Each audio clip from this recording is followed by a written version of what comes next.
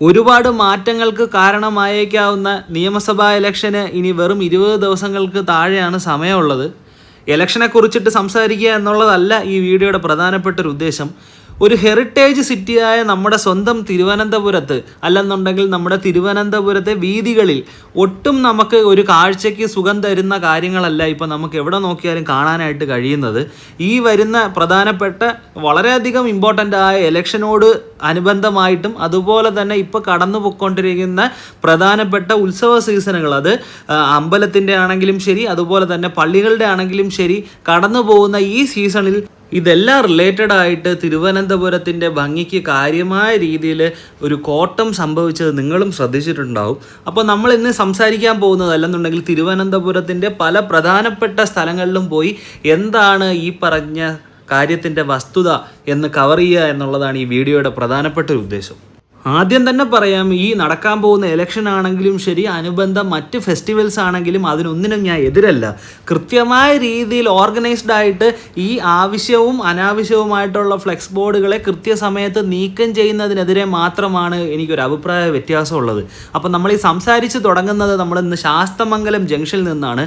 ശാസ്തമംഗലം എന്നുള്ളതല്ല, തിരുവനന്തപുരത്തെ മറ്റേതൊരു പ്രധാനപ്പെട്ട ജംഗ്ഷനിൽ പോയി കഴിഞ്ഞാലും കളന്നിറഞ്ഞ് നിൽക്കുന്നത് ഇപ്പോൾ ഫ്ലെക്സ് ബോർഡുകളാണ്. അത് ഈ പറഞ്ഞ ഇലക്ഷൻ്റെത് മാത്രമല്ല, ഞാൻ പറഞ്ഞതുപോലെ തന്നെ ഒരുപാട് പ്രൈവറ്റ് സ്ഥാപനങ്ങളുടേതായിക്കോട്ടെ, അതുപോലെ തന്നെ ഉത്സവങ്ങളുടേതായിക്കോട്ടെ, ഇതെല്ലാം ഇപ്പോൾ കാഴ്ചയ്ക്ക് ഒരു രീതിയിലും ചില പ്രത്യേക സ്ഥലങ്ങളിൽ കാഴ്ച മറയ്ക്കുന്ന രീതിയിൽ വരെ വച്ചിരിക്കുന്ന ഫ്ലെക്സ് ബോർഡുകൾ ശ്രദ്ധയിൽപ്പെട്ടിരുന്നു.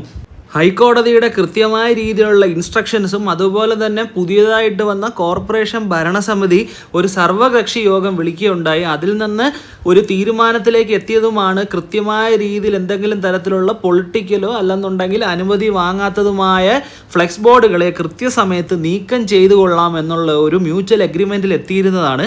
അതുപോലെ തന്നെ ഈ പറഞ്ഞ കോടതിയുടെയും ഇൻസ്ട്രക്ഷൻസ് ഉണ്ടായിരുന്നു കൃത്യമായ രീതിയിൽ ഈ തരത്തിലുള്ള ബോർഡുകളെ നീക്കം ചെയ്യണമെന്നുള്ളത്.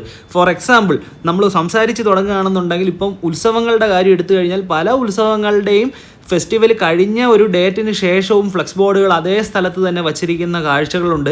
ഇലക്ഷന് ശേഷം ഈ പറഞ്ഞ ഫ്ലെക്സ് ബോർഡുകൾ സ്ഥിരം ഈ കോർപ്പറേഷൻ്റെ ബോർഡുകൾ തന്നെ പല ഭാഗത്തും ഇരിക്കുന്നത് ശ്രദ്ധയിൽപ്പെട്ടിരുന്നു കോർപ്പറേഷൻ ഇലക്ഷനുമായിട്ട് ബന്ധപ്പെട്ട്.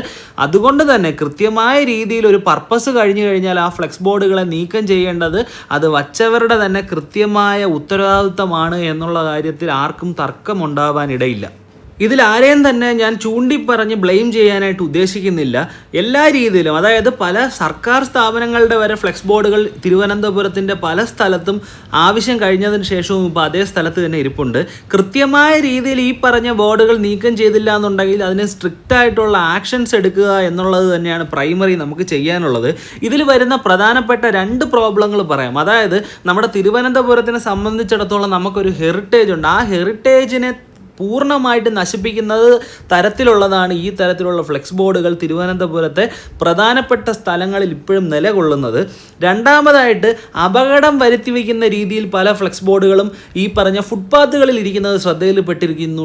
അതുപോലെ തന്നെ പല ഡൈവർഷൻസും ഇൻ്റർസെക്ഷൻസും വരുന്ന ഭാഗത്തിരിക്കുന്ന ഫ്ലെക്സ് ബോർഡുകൾ കാരണം കൃത്യമായി വാഹനങ്ങൾക്ക് ക്രോസ് ചെയ്യാനും യാത്ര ചെയ്യാനും കഴിയാത്ത സിറ്റുവേഷൻസും പല സ്ഥലത്തും ഇപ്പം നിലവിലുണ്ട്.